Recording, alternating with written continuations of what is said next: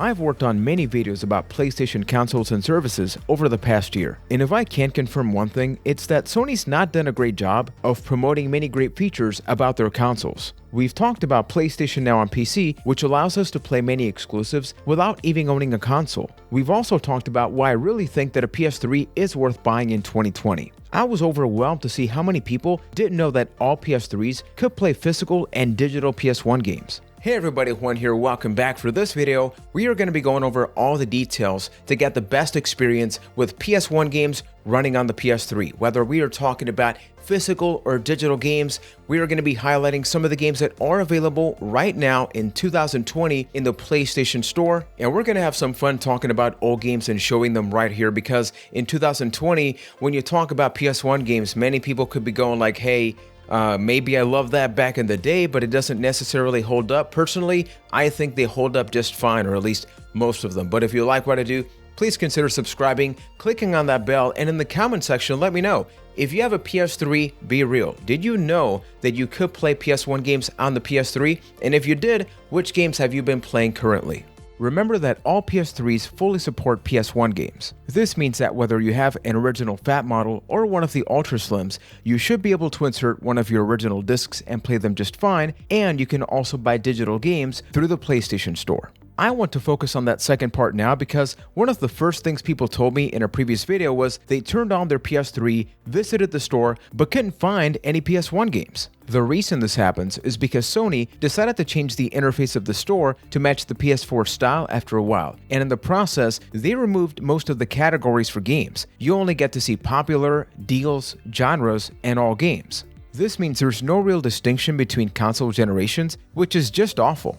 And you may think the next logical step would be to search for PS in the store, but even that only brings up a few games. The best search term is PS1, as in PSONE, and this does technically show off all the PS1 games available on PSN, but it's a very boring looking list. And that's why I personally prefer to visit the PlayStation Store in a web browser like Firefox or Chrome, which has a much better UI. I'll leave a link to the PS1 section of the store in the description box of this video. Let's showcase a few PS1 games running on a PS3 so you can see the quality for yourself. And for context, my console is connected via HDMI. Let's start with the opening moments of one of the best PS1 games of all time, Metal Gear Solid. This is actually a digital copy of MGS1, which I got with the Metal Gear Solid Legacy Collection. As you can see, it looks incredibly sharp and runs just fine on the PS3. And I know there's a ton of people out there concerned that running old games on a new system sometimes makes them look bad or blurry or muddy, but personally, I like seeing these classic games on a modern screen.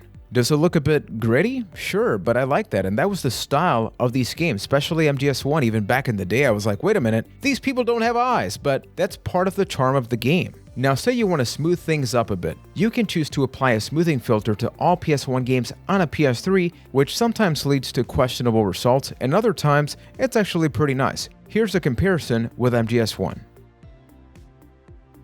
And this is not a fancy emulator like the ones you see on PC, so don't expect to see 10 times the resolution or anything like that. Here, you can smooth, you can digitally or physically swap discs for the games that require it. There's a screen mode which allows you to stretch the image, and just don't do that. But a really good thing is you can assign virtual memory card slots, so don't worry about running out of memory card space on the PS3. That right there is a thing of the past. Those that have been subscribed to my channel for a while probably know that I love PlayStation 1 and PS2 demo discs, and the great thing about the PS3 is that not only can you play full retail PS1 games, say you stumble upon a PlayStation Jam Pack or anything like that, those work just fine on the PS3. So this right here is the interactive disc CD Sampler Volume 7, which has a demo of Tekken 3, so here's that in action. And you may notice, and this is why I love demos, that the actual graphics seem very different to the final result of Tekken 3. I played Tekken 3 on the PS3, the final retail release, and it's a little bit different than this one, but I love that you can experience both things. So if you want to find yourself a demo disc and get into a random sub-hobby like I am, hey, this works. Now, this is one of the more rare PS1 games that came out around 1997, 1998, and I know I'm going to get the name wrong, but I'm just going to refer to it as Einhander. Made by Square, this is one of the most expensive PS1 games to buy to date, to the point that if you go to eBay, a used copy of this game can go anywhere from $150 to $200 and $500 brand new sealed. But guess what? I don't have either one of those. As a matter of fact, much like the Tekken 3 footage I showed, this is actually yet another demo, and that's what I love it, because I remember playing this game as a kid and I thought it looked incredible, and now it looks pretty good. It's got a lot of style, the gameplay is great, but I suck at playing this. But hey, I did not have to spend $200, and neither do you if you get a demo disc containing this game. So if you've played Einhander, or however you say it, and you think it's a pretty good game, let me know in the comments. Street Fighter Alpha 3. If you've played this game, you know it has an awesome announcer. This is easily one of my favorite fighting games of all time. From the first time that I stumbled upon the Street Fighter Alpha franchise, I thought it looked different enough from the original Street Fighter games that I gave this a shot, and from the menu to the art style to the combo system, I'm not a fighting game pro, but I think if there's an incentive and a reason to play PS1 games on a PS3, it's games like this that are still beautiful to not just look at, but play today. Here's a sample of me being able to play Sagat, and another thing is that this is actually a digital copy from the PlayStation Store. One of the benefits that you get when you buy a game on PSN as opposed to your physical copy is that when you press the PS button, you can actually read the entire manual for a game. This is very important because some games within this generation did have unique information that you sometimes had to go to that manual, otherwise you would be lost. So how about we get a little weird with this next game? Here we have the Activision Classics, a collection of Activision Classic games for the Atari 2600 for the PS1 being played on a PS3. Why? Because nostalgia? Let's go with that. The PS1 had a lot of these compilations from games from previous generations, and here we have 30 different games, so I went with Pitfall for this one because it's honestly the only game I really recognized. And here you can see it in glorious high definition or whatever this is, and you can appreciate the detail of the character, the barrels, the ropes, the crocodiles. But just in case you think these corners are a little bit too sharp, we hit the PS button. We turn on the smoothing and soothing filter so you can see if maybe that works out a little better. You know, the sad part is, even though it looks worse like this, I would like to say it looks more accurate to the original game, considering this is on an HD television and we had CRTs back in the day. So look, I'll be real, I've had this damn disc for over a decade and I just don't know where else I would ever fit this into a video. So here it is, people. Let's move on. Brave Fencer Musashi came out in North America in 1998, and I think that when you talk about the Squaresoft library in this console, people always jump to all the Final Fantasy games, and rightfully so, they're incredible. But then here comes a game like this that blends so many different incredible elements into one experience, from voiceover to graphics that honestly remind me a lot of Final Fantasy VII. But because it's action-based, it has a slight bit of platforming, and this part right here clearly reminds me of Crash Bandicoot. I think this game looks pretty good without the smoothing option turned on, but just in case, here's with it on. But for me, I think it just looks a tad bit too blurry. But aside from how the game looks, I really hope eventually I do have this game added to my collection, because much like some of the other ones, this is part of a demo disc, and I think you can understand where I'm coming from, that it's just sad that these games are so expensive now. Look, I know you can download, there are ways of making that happen, but I want this in my physical PS1 collection. So have you played Brave Fencer Musashi? Let me know what you think of it in the comments. I've covered many games on this channel across multiple generations, but this game right here, people, Star Ocean: The Second Story, is not just one of my favorite PS1 games, not just one of my favorite video games of all time, period. This game right here is one of the main reasons that I wanted to make sure I let you know that you could play PS1 games on PS3. The PlayStation 1 is a goldmine for role-playing games, from Final Fantasy, Wild Arms, Xenogears. The list is almost endless, but this game right here is something that I got sucked into for hundreds upon hundreds of hours. I still go back to this game a couple of times every year. This game is the main reason that I wanted to make sure I got that PS1 and PS2 memory card adapter for the PS3. That allowed you to transfer the actual save data from a PS1 or PS2 memory card over to your PS3 and vice versa. It is an action RPG unlike anything I've ever played before, from the creation, to the characters, to the story, to where things go, to the increasing challenge and difficulty. I haven't talked too much about role-playing games on this channel because sometimes I don't think I can do them justice, because these experiences are so long that to summarize that in a 10 to 15 minute video is just sometimes difficult. But if you'd like me to talk about some of these favorite PS1 games, the ones that really inspired me to become the gamer that I am today, please let me know. And if you haven't played this game, this is a way to make it happen, and there's also a version for the PSP.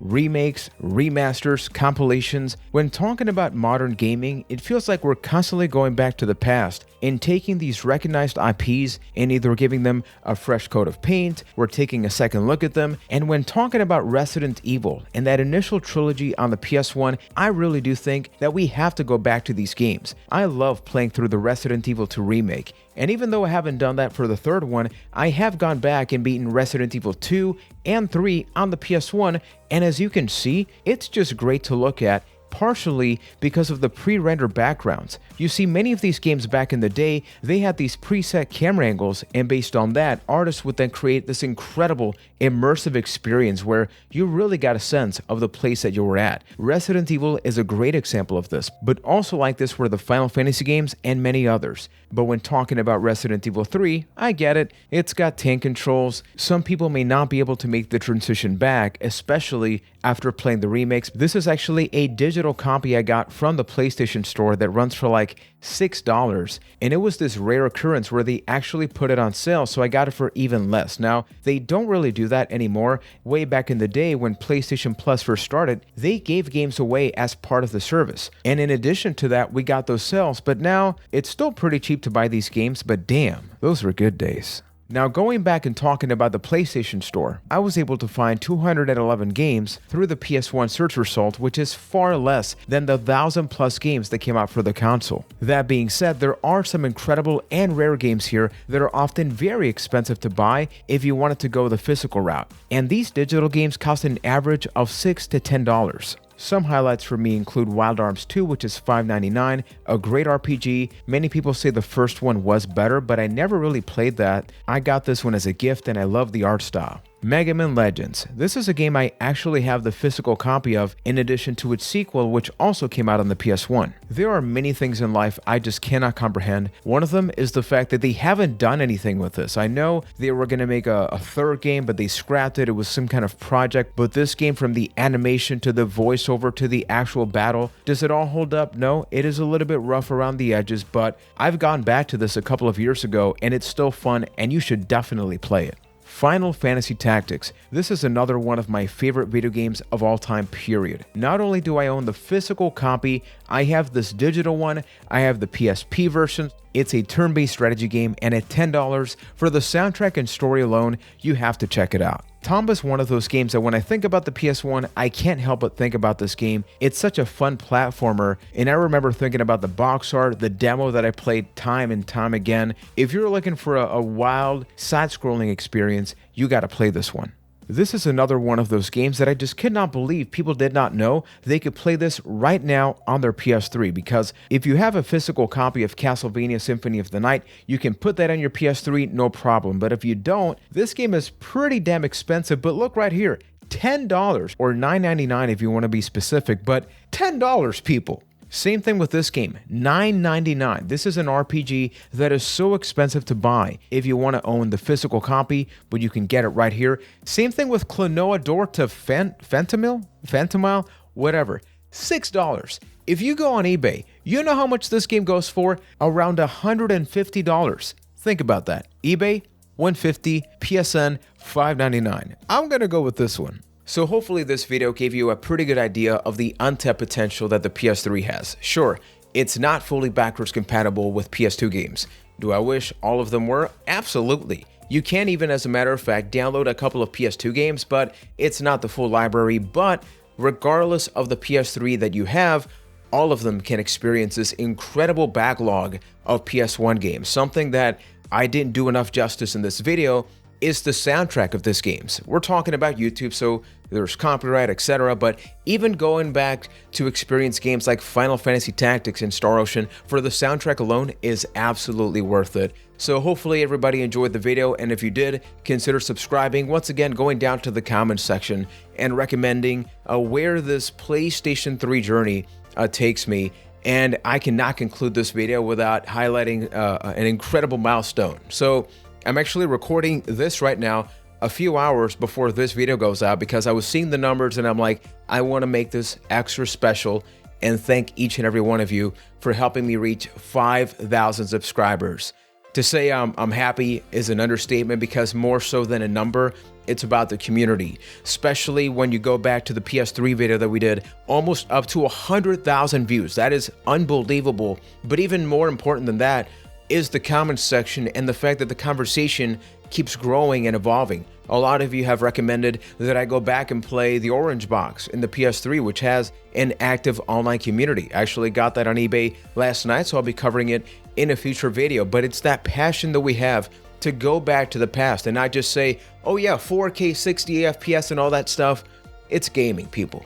As long as the gaming is good and the community is healthy, it's all about that incredible conversation. So don't think that this conversation with the 5K celebration is going to stop here. I'm actually going to be working on a special celebration video.